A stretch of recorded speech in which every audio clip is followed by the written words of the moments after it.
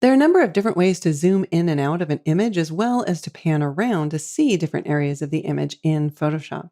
I'm going to select and open these two images by using the keyboard shortcut Command O on Mac or Control O on Windows.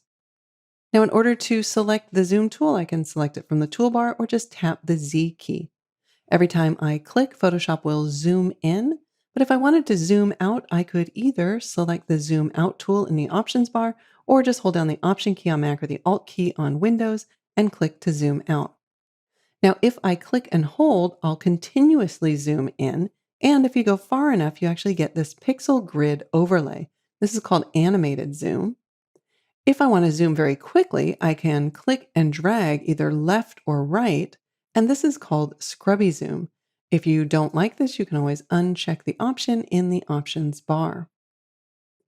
Now, another way to zoom is using the navigator panel. So under the window menu, I'm going to select navigator. I can use the icons here to zoom out or zoom in, or I can use the slider. And the slider will show me the area that zoomed into with this red rectangle. So I can click and drag to zoom to a different area. I can even hold down my Command key on Mac or Control key on Windows and drag out over an area that I want to zoom to. There are a number of different zoom options that are available under the View menu. I love to use the keyboard shortcuts Command plus and Command minus to zoom in and out. Plus, there's keyboard shortcuts to fit on screen and go to 100%.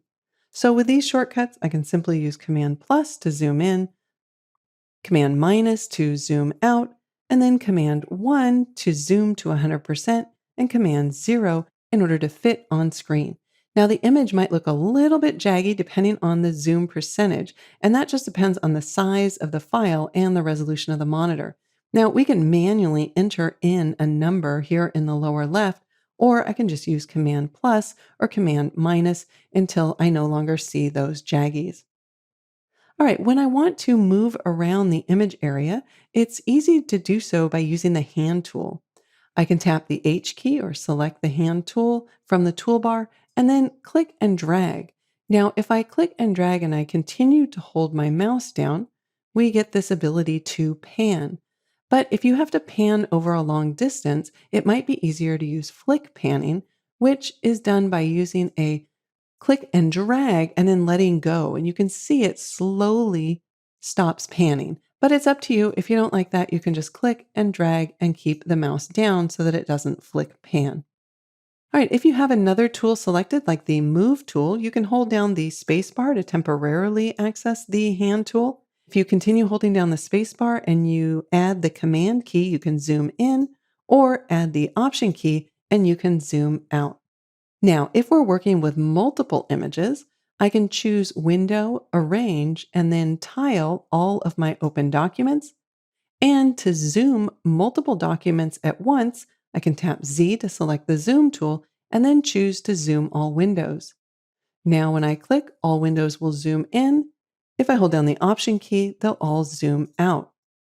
I can also use the Window menu and Arrange if I ever need to match the zoom across multiple windows. For now, let's return to the Window menu, and I'm going to choose to consolidate all to tabs.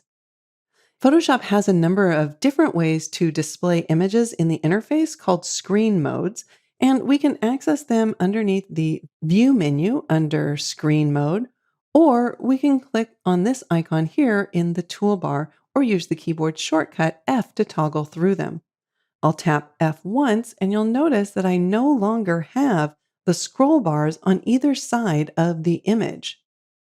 And the image is also going behind the docked panels, and it does give me a little bit more real estate.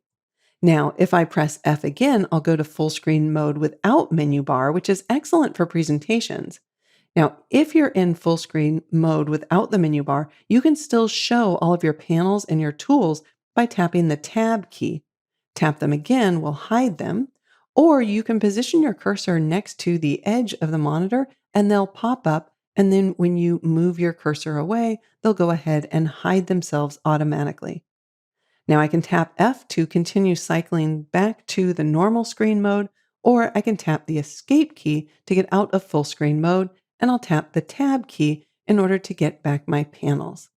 So as you can see, there are a variety of different ways to zoom, pan, and view your images in Photoshop. It's great to know that they all exist so that you can find the method that works the best for you.